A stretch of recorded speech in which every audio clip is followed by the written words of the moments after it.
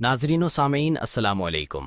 میں ہوں آپ کا میزبان ذیشان، اور آج ہم قرآن مجید کے 20ویں پارے پر ایک انتہائی اہم گفتگو کریں گے۔ آج کے اس پرفتن دور میں جب امت مسلمہ ہر طرف سے مادی، فکری اور ڈیجیٹل یلغار کا شکار ہے، اس پارے میں ہمارے لیے کیا پیغام چھپا ہے، اس کا گہرائی سے جائزہ لینے کے لیے ہمارے ساتھ موجود ہیں ممتاز عالم دین مفتی محمد حسن صاحب۔ مفتی صاحب، 20ویں پارے کا مرکزی پیغام کیا ہے؟ وعلیکم السلام ذیشان۔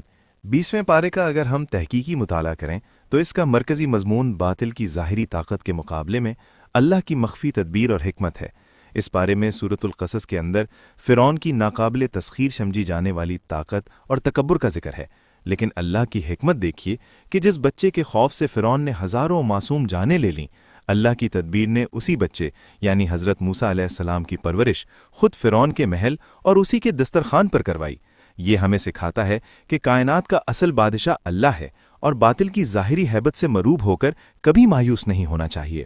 مفتی صاحب، آج کی عالمی طاقتیں اور ان کا میڈیا، ٹیکنالوجی اور معیشت کا پھیلا ہوا جال بھی ایک جدید فرعونیت نظر آتا ہے۔ اس عصری چیلنج کو ہم قرآنی اینک سے کیسے دیکھیں؟ ذیشان، قرآن کی یہی عصری تطبیق تو اس کا معجزہ ہے۔ یہ پارہ آج کے جدید میڈیا وارفیئر کو بہت باریک بینی سے بے نقاب کرتا ہے۔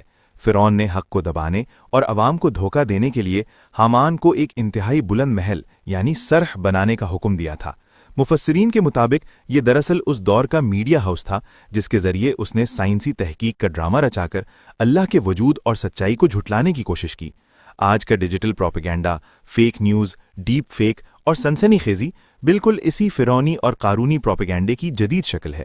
لیکن تسلی کی بات یہ ہے کہ اللہ تعالیٰ نے سورۃ العنکبوت نے باطل کے ان تمام مادی سہاروں کو ایک مکڑی کے جالے یعنی لبیت العنکبوت سے تشبیہ دی ہے۔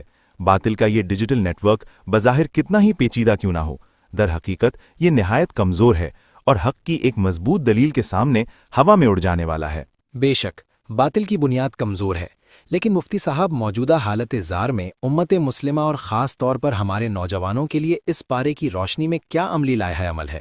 اس کا بہترین اور عملی لائحہ عمل حضرت موسیٰ علیہ السلام کی اس قیادت سازی کے دور میں پوشیدہ ہے جب وہ ہجرت کر کے مدین پہنچے تھے۔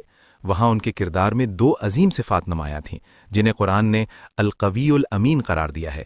آج کے نوجوانوں کا لائحہ عمل یہی دو اصول ہیں: ایک قوت یعنی عصر حاضر کی جدید ڈیجیٹل مہارتیں، ٹیکنالوجی، سائبر سیکیورٹی اور علم میں اعلیٰ کمال حاصل کرنا، اور دوسرا امانت یعنی اپنی اخلاقی اور روحانی بنیادوں کو مضبوط کرنا۔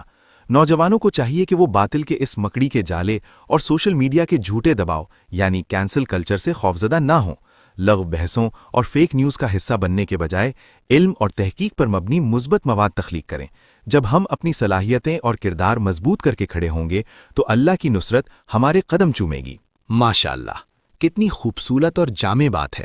جدید علوم میں مہارت اور اعلیٰ اخلاقی کردار ہی اس دور کے فرعونوں کا مقابلہ کرنے کا اصل ہتھیار ہے۔ مفتی صاحب، آپ کی اس قیمتی اور بصیرت افروز گفتگو کا بہت شکریہ۔ سامعین، امید ہے 20ویں پارے کا یہ پیغام آپ کے لیے ایک نیا شعور اور لائحہ عمل لایا ہوگا۔ اللہ حافظ۔